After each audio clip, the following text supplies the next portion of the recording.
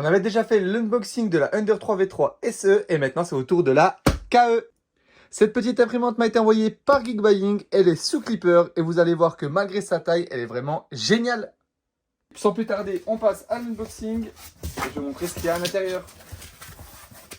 Donc pour commencer, on a le guide d'utilisation ainsi que du filament et de l'outillage, le câble d'alimentation, l'écran avec son support. Ça c'est pour le support de bobine. Et on a le capteur de fin de filament.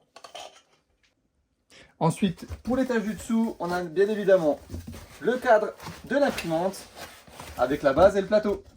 Comme vous pouvez le constater, il y a très peu d'éléments, elle est déjà toute préassemblée, donc ça va être très rapide pour le montage. Donc pour ça, on utilise le guide d'utilisation et vous pouvez voir qu'il n'y aura que 5 étapes. Allez, c'est parti. Du coup, on commence l'assemblage. Donc on prend le cadre et vous allez voir que au niveau du cadre, sur la patte gauche, il y a un câble qu'il ne faut surtout pas appuyer sur le profilé, sinon vous risquez de le sectionner. Donc il faut bien le passer dans le trou prévu correctement et juste poser le cadre. Donc dès que c'est fait, vous pouvez mettre sur le côté la machine directement comme ça. Et vous pouvez voir ici que il y a directement la connectique qu'on a passée à connecter et les 3 vis à placer. Alors voilà pour les vis, donc faites attention de ne pas trop serrer directement. Moi je préfère mettre les vis des deux côtés tout d'abord et après les serrer correctement. Hop.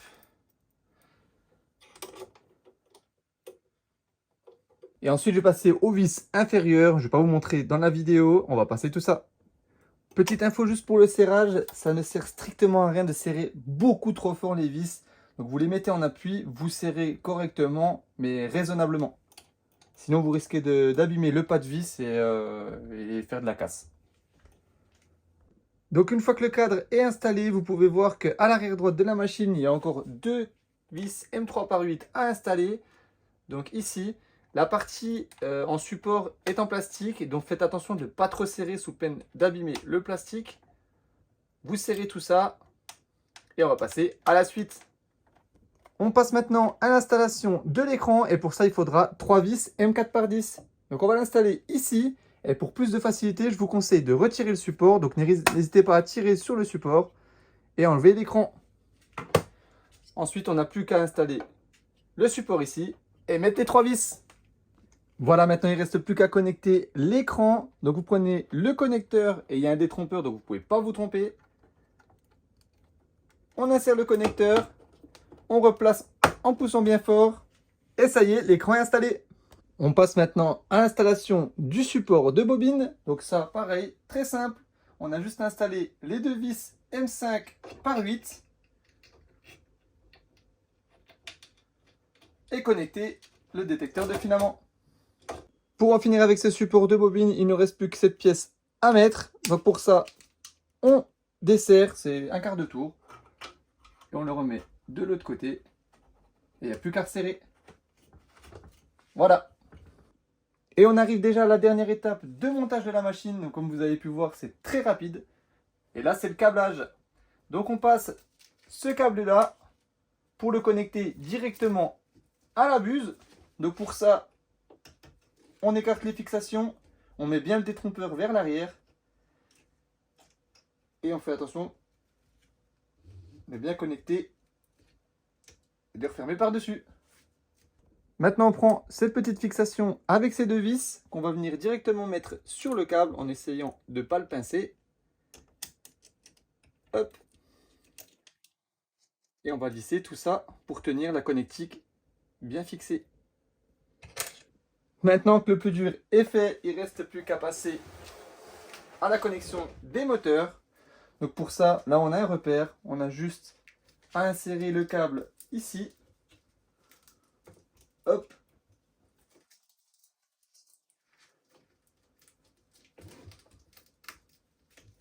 Voilà. Connecter le moteur X. Donc pareil, il y a des détrompeurs. Ensuite, vers le bas, vous avez le moteur Z à connecter aussi, comme ceci. Et ça y est, le montage est terminé. Donc je l'ai fait en une quinzaine de minutes, donc c'est vraiment super rapide. Et même pour un débutant, il n'y a rien de sorcier. On va pouvoir passer au premier démarrage, mais avant toute chose, avant le premier démarrage, n'oubliez pas de vérifier la position du switch. Et ici, il est bien positionné pour chez moi. Allez, c'est parti, on peut donc passer au premier démarrage. Et comme ça, on va pouvoir voir si tout est bien connecté et s'il n'y a pas de souci. Donc voilà, une fois démarré, comment ça se présente. On doit suivre les étapes d'installation. Donc là, on a le choix de la langue et du Wi-Fi. Donc je vais vous passer l'étape du mot de passe. Et une fois que le mot de passe est saisi, voilà, on fait étape suivante. On choisit le fuseau horaire. Hop. Donc en UTC +1. International. Et ça y est, le démarrage commence. Donc là, on a l'autocontrôle de l'imprimante. Donc là, ils nous disent de placer la plateforme d'impression. Donc elle est déjà en place. On fait démarrer la détection.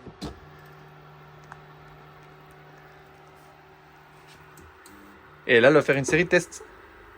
Maintenant que tout est terminé, on va pouvoir passer à la première impression test. Donc on va utiliser l'Hyper PLA qui est fourni avec la machine. Donc on n'oublie pas de couper à 45 degrés le bout du filament. On l'insère sur le support. On le passe directement dans le détecteur de fin de filament. Et on l'insère en appuyant sur cette petite molette dans la tête.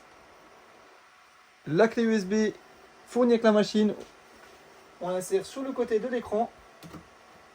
Je vais vous montrer de plus près.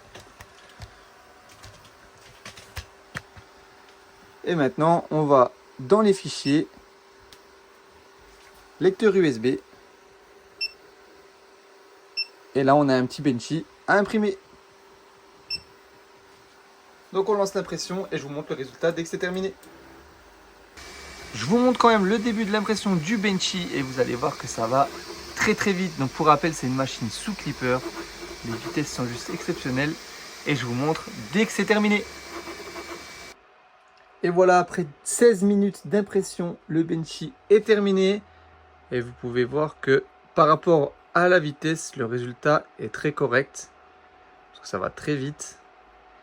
Et je vais vous montrer des impressions que j'ai réalisées par la suite avec mes réglages. Maintenant, je vais vous montrer des impressions que j'ai fait directement avec Cura. Donc celui-ci, je l'ai imprimé en 0.1. Je l'avais déjà fait avec la FLSun. Mais j'aime tellement ce modèle. Il est sans support et très simple d'impression. Et vous pouvez voir que c'est juste sublime. J'ai fait aussi ce pot avec du filament multicouleur. Et vous pouvez voir que c'est juste très propre. Il n'y a rien à dire. Donc maintenant, on va passer à la conclusion. En conclusion, je vais vous présenter les points forts et les points faibles de la Ender 3 V3 KE. Donc on va commencer par les points forts.